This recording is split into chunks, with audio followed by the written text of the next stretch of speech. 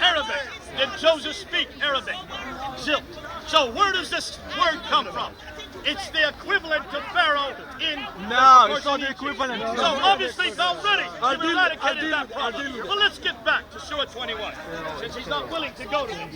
When you look at Surah 21, you will see that it's the story of Abraham. He goes in, where there are a bunch of idols, he is disturbed by this idolatry, takes a large idol, destroys the smaller idols. Next morning, the people come to him and say, "What have you done to the large idols?" He says, "Talk to the big idol." They don't, obviously, because they cannot. They take Abraham, and they throw him in the fiery pit. The angel of the Lord comes and rescues him out of the fiery pit. Now, is that story in the Bible? Absolutely not. It's not at all in the Bible. The reason is very simple.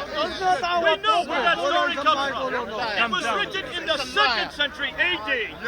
Written in the Talmud of Rabbah. Well-known Talmud. You can find it. Go to your local library. You can pull it down offline. It's a 2nd century apocryphal account. This is an account that was created by the Jews, basically for no other reason than for entertainment. Let's go to Surah 27, ayah 17 to 44, the story of Solomon and Sheba. Solomon, he trains birds for battle. They fly up over the enemy. They drop stones on the enemy with the name of the enemy they're going to kill. First Air Force ever invented. That's the Quran. That's not in the Quran. He just started talking about One day, are we going to interrupt you as well? He knows that the hooper bird's not there. He shows that the hooper bird's not there. property gets stolen. I admit it that I'm making up about the Air Force. That's an editorial comment. I hope you got the humor. And you see how the most editorial comment. Now, folks, what happened next? Is that 2 minutes? Finished? Now again, ladies and gentlemen, can you see he's retracting now? He's going away from his claims now. Are you telling me that Muhammad knew Hebrew, he knew Greek, he knew Aramaic, he knew Syriac, he knew all of the languages of Arabian, he knew Sabian? Now he's saying he tried to add a story in the Quran which he accepted that is not there. Thank you very much. You have spoken the truth for the first time. Just like the Bible, a lot of it is lies. Now, the story of Joseph. The reason why I gave you that reference. Bible has an error, historical error. In the Middle Old Kingdom. In the Middle Old Kingdom. Talk about Surah 21 and Surah 27. We're talking about these three. Are we not? You add something. He's running away. Why are you scared? This is a debate. This is a debate. Why are you scared of my claim? I'm going to make a claim. Can you stop me? You are willing to work from the claim. Just so you see what he's doing. Bible. Now we're going to add something to Samir.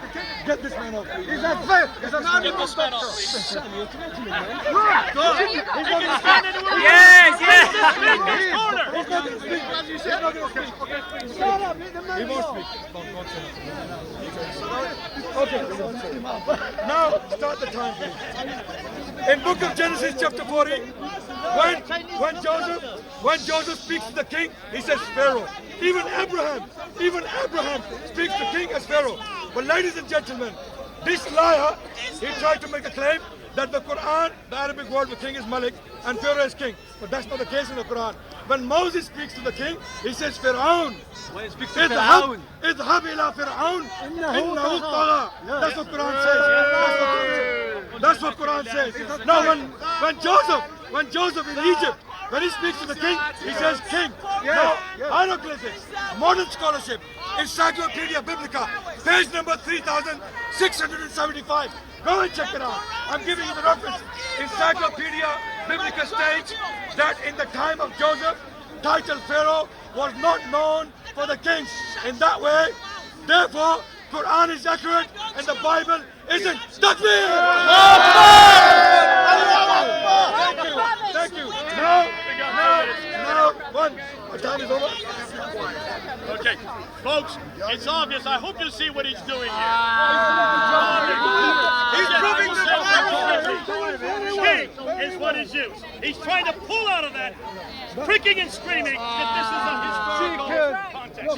Certainly what we do know, and what we do know about the book of Joseph, the book of Joseph in Surah 12 is the only complete story in the Quran. Now we ask this very simple question.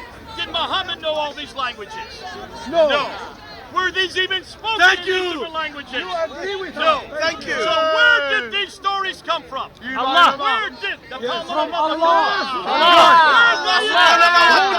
Allah, who knows all the All of languages? these were in the language of Arabic by the 7th century. And why? Because they were oral traditions passed down from generation to generation. Now, why is it that the Hebraic account, the authentic account of Solomon, the authentic account of Abraham, the authentic account of Cain and Abel, even of Joseph, why were those not in Arabic? For one very simple reason, they had yet to be translated. That was done in the late 8th century. Therefore, whoever put the Quran together, now you notice, I don't say Muhammad. He claims it was Muhammad. Whoever collated the Quran certainly would have had access to these oral traditions. They were all over the Hijaz, the central part of Arabia. It was these accounts that the Arabs came into contact with. And why? Because they were apocryphal accounts. These apocryphal accounts were being not only attacked by the authoritative Jews there in the diaspora, but also the sectarian writings that we find on the person of Jesus. All of these were being attacked by the Christians. And it was these people who fled down to the central part of Arabia. It was they that brought these stories. Look and you will find that these stories did not need to be written in the original language. They were spoken in Arabic. Now, folks, is that not interesting? That it's these stories that find their way into the Quran, and not the original ones, the authoritative ones, the biblical ones. I don't even want to know. Thank God we got the truth. Thank God that he's losing the debate. Thank God he's already losing the debate.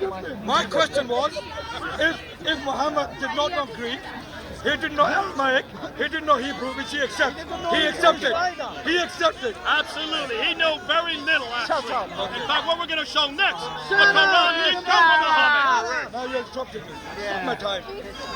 Start again. Start again, please. I didn't interrupt you. Okay. So, ladies and gentlemen, these same Christians, they accuse Muhammad of copying from Galen, a 2nd century Greek writer. They accuse Muhammad of copying from Alexander legend written in Syriac. They accuse Muhammad, not anyone else, Muhammad himself. They accuse him of copying from Hebrew writings. They accuse him of copying from Sabians. They accuse him copying from Egyptian hieroglyphs. Now the question is, was Muhammad able to do this? A man in middle of 7th century Arabian desert. Now his claim that Quran, he's trying to claim now, Quran was collected by someone else. Ladies and gentlemen, we found entire copies of Quran in Sana'a, mid-6th century. I'll give you the sources to go and look at the pictures. Shut up. I know I hurt you. It's like chili. It's like chili. Chili is hot. One second. Now, mid-1st century Quranic manuscripts, written as we read it today. Exactly same stories, same words. How on earth in mid-7th century were the Arabs able to copy Galen? Arabs. There were no writings in Arabic language. From Galen, the first translations took place in the time of Mamun, 2 centuries after Muhammad sallallahu alaihi wasallam, in the mid-9th century. And all the scholars are unanimous. Mamun, an Abbasid caliph, he sanctioned the translations of these words. He translated from Greek, he translated from Syriac, he translated from other languages like Hebrew and Aramaic. Now, if that is the case, 2 centuries later, the first translations have come about. How on earth the Arabs in mid-7th century, we found the manuscript in Sana'a Mosque. How on earth were Arabs able to do that? The answer is Arabs didn't do it. Neither did Muhammad. It was from Allah subhanahu wa ta'ala. It was from God. It was from God. And you accept the Arabs were not able to do it. It's confirmed in the Quran. That's it. Quran says that we revealed this book in Arabic. Now why don't you defend the Bible? Why don't you defend the Bible? I gave you an error in the book of Genesis. According to Encyclopedia Biblica, your own literature says